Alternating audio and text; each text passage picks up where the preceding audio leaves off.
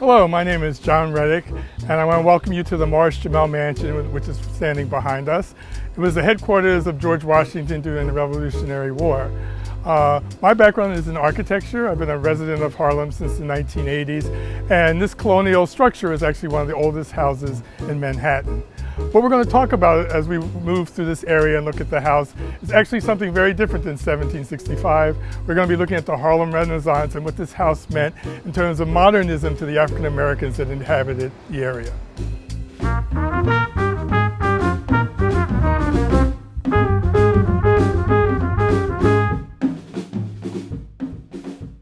Well, here we are on the grounds of the Marsh Jamel mansion. The estate dates back to the founding of New York and the American Revolutionary War period. As you see the trees in the setting, you can imagine this is not what most people think Harlem looks like, but yet we're at the northern end of Harlem, which is now known as Washington Heights. As we move through the grounds, you can see behind us Sylvan Terrace, a housing development that was built as the area was subdivided. And you can see the outgrowth of trees and the sense of one of the highest elevations in New York City. As we get to the eastern side, we have broad views of the Bronx and out to Long Island, and to the west, we have views of the Hudson River and New Jersey. So it was a very special place. It was very distant from downtown, so these are really like the country estates, escaping the congestion of downtown and a much more healthy, open environment that you still feel today. The Marsh Jamel mansion was built in 1765, and it's one of the oldest houses on Manhattan, still standing from that period. But it's a wood structure. Even though from a distance you would think of the building as being stone, when you get up close and feel it, you'll realize the boards abut one another. And in the corner, the woodwork is beveled to look like stonework. So from a distance, you would think it was a masonry structure. And you see very similar detailing at Monticello and Mount Vernon, other founding fathers who wanted to mimic English and European style housing, but didn't have the same resources. So if you go to England, you might see the same style house, but you almost never would see it in a wood construction. And this is one of the most significant details about the house. It's got a projected portico, the first in the United States to ever so do so. And the columns that's being projected, it's about 8 feet from the front of the building. It gives a very temple-like front. And we're at one of the highest elevations in Manhattan. And so as people came up from the south, this is the view that they would have seen coming up from lower Manhattan. So it's sitting on this outcropping, almost like the temple on the Acropolis, a very broad view. As we look at this column front of the Marsh Jamel mansion, many of you might think it looks like Terror from Gone with the Wind. And even though that style was very much copied from this house, this projected portico was the first in America, and it gets replicated in the facade of the White House, and also if you go to the Metropolitan Museum, the United States Bank building facade, which is in the American wing of the Metropolitan Museum. This style becomes a classical order, and so you realize for African Americans how significant being in proximity of something that represents what was an oppressive architecture to be something that was part and parcel of the fabric of the neighborhood. Looking across from the Marsh Jamel mansion in 1914, developers picked the site at 555 Edgecombe Avenue, what was known at the time as the Roger Morris Apartments, named for Roger Morris, who was the inhabitant of the Marsh Jamel mansion. In 1914, however, when it was built, it was for an all-white tenancy.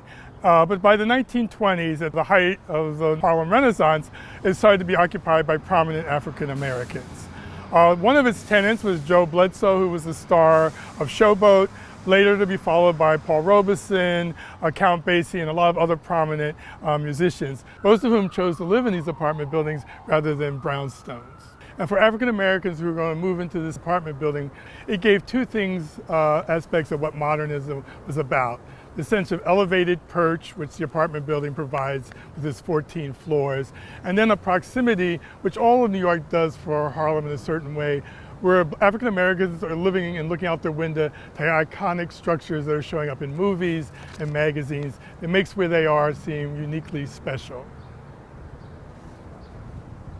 Just south of here was 409 Edgecombe, which also attracted a lot of the political players, Walter White, was head of the NAACP, Aaron Douglas, who was a famed artist of the Harlem Renaissance, did a lot of art for publications and murals that were in the Schomburg and other collections, and Thurgood Marshall, who would be a lawyer for the civil rights movement, would live in 409 as well. So it was a rolling building of status and position where they feel real pride to invite someone like Gershwin or someone who might live on a tower on Central Park. They would offer them almost a similar environment in these buildings up in Harlem.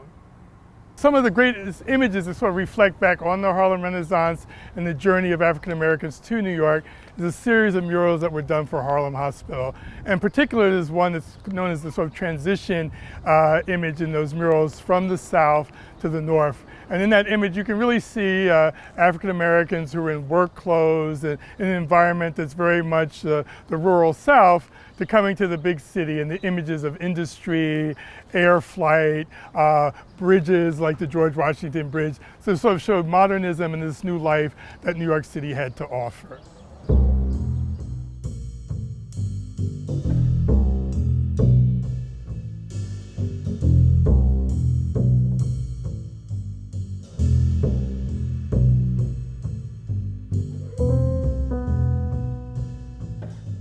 We're to the northern part of the property of the Marsh Jamel mansion, and this is the garden, so sunken garden to the north, and that was done during the WPA. It was a WPA project in the 1930s. It has a lot of colonialized detail, but also very modernist.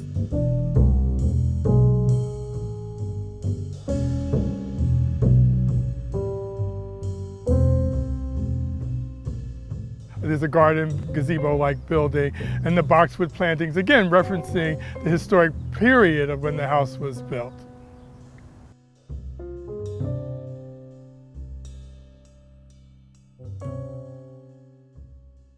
A couple of things as we talk about the sense of modernism, you have to think of where African Americans were perceived in the period before the Harlem Renaissance. So being able to come and be associated with a historic property that was part of developing the neighborhood, for which the neighborhood had tagged names like Washington Heights, and also the really human sense of being in a very elevated part of the city. It was where rich people had lived during the colonial period. It was an area of relatively new development early in the 20th century. So for African Americans who were coming from the Caribbean and other places, it's giving them an elevated sense of presence and participation in American life.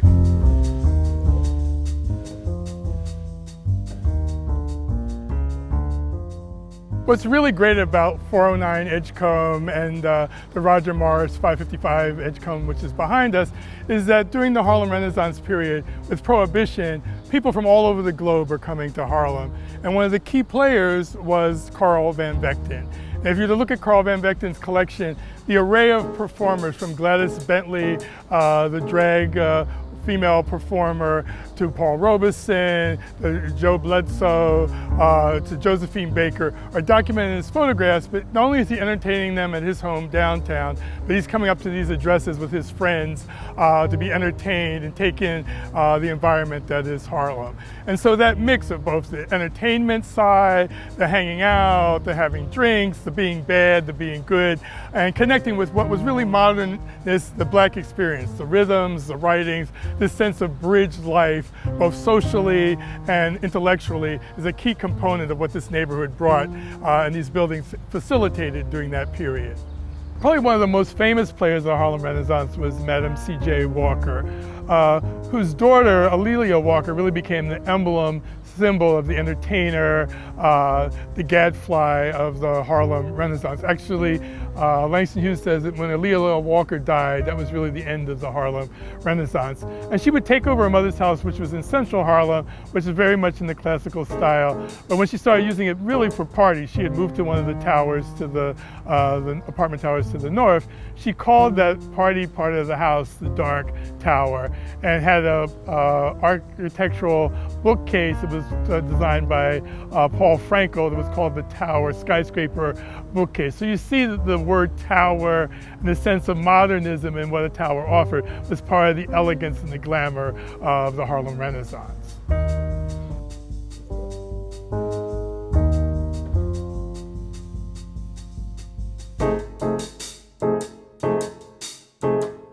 As we were talking, the Roger Morris being next to the Marsh Jamel mansion, or 409 Edgecombe with its panoramic views to the Bronx. As we follow the Harlem Renaissance period into the 1940s, other areas of Harlem are opening up, and places with great sightings like Riverside Drive and looking off to the Hudson River, we get writers like Ralph Ellison or singer Marian Anderson as residents, or near City College, apartment buildings on Convent Avenue attract Philippa Schuyler, a famed African-American pianist, and other prominent players like Billy Strayhorn to the neighborhood because they had these great views and associations with the City College campus. Another great expression of modernity, if you were to think back of the lack of mobility that African Americans had, the automobile was this free expression of movement. So you'll see in raccoon coats and roadsters and Van der Zee photographs or Noble Sissel in his roadster in front of his house, the sense is this freedom of movement that the automobile gives.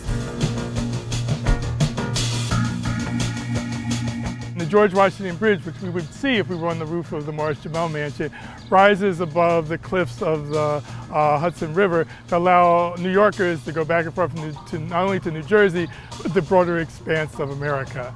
That bridge was really one of the first expressions of true modernism and a structure that Le Corbusier, when he came to America, thought was the greatest structure he saw in all of New York. It was a pure expression of form follows function. The steel-clad towers, the cabling of the bridge are all exposed. So for him, from a distance, the roadbed of the George Washington Bridge was as fine a line as the cabling, and a true expression of what he saw as modernism.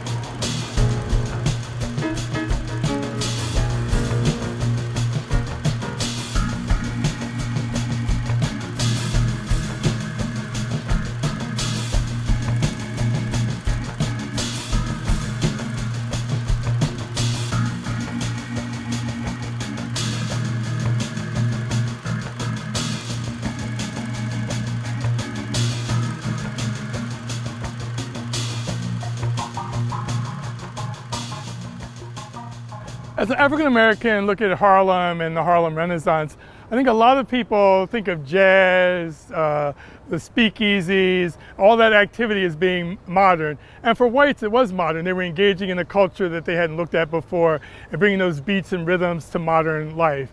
But for African Americans, they had not yet experienced the traditional aspects that were glorified in American life.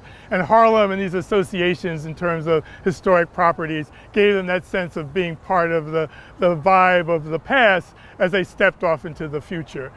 Two very unique buildings that we'll be looking at in central Harlem that speak to this are the Dunbar and the Harlem River houses. The Dunbar apartments that were built in 1928 and the Harlem River houses that were built under the WPA. Both of them are European-style apartment blocks with central courtyards and very different from the tenement-style housing that was built in New York in the earlier period. The Dunbar, for example, was built with funding from the Rockefeller family and has a very it's a walk-up apartment block with commercial rimming the avenue sides of the building and really unique apartment blocks that sort of have classical styles around the entry detailing. And the Dunbar is actually named for the poet Paul Laurence Dunbar, who wrote poetry and theatrical productions at the turn of the century. And he's actually engraved in iconography over the entrances of the building that pick up a lot of very classical details that you would have seen in colonial architecture or Greek architecture. There's Greek figures standing next to his profile. There's the eagle and the buffalo head that's representing the buffalo soldier and the African American. And that iconography is now putting the black face and history onto a building. The other building, the Harlem River houses, built during the WPA, again, is a very modernist block, but now African American figures are carved at the entryway, and they're not heroic figures, but the average black mother and father, so more of the working class, but portrayed in heroic proportions at the entry.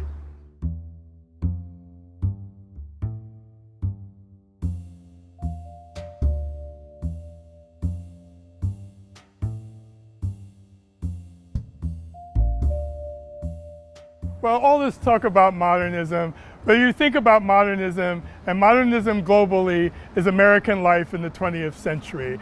The 20th century was New York, was its rising skyscrapers, but it was also the beat of the 20th century, the beat of modernism, was jazz and the engagement of African Americans with the global technology of the day. Records, film, broadcasts allowed the Harlem story to be a global story.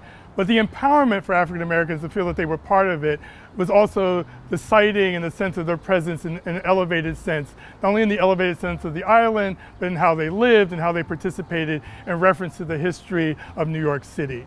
So when we stand in front of this building and we talk about it being the first portico in 1765, a lot of you are thinking it looks a lot like Tara. And it looks like Tara, and you make that connection thanks to movies and how the African American story is being told through these other media.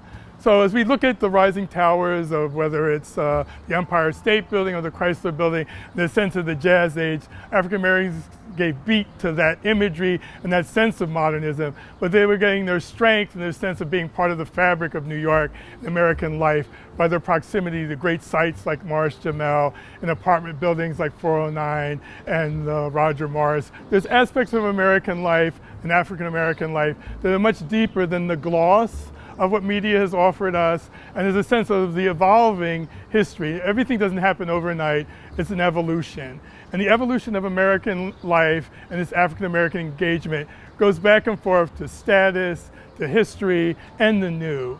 And all of this is happening in and around this great house and in its neighborhood, and the sense of really deep, deep human feeling and emotion.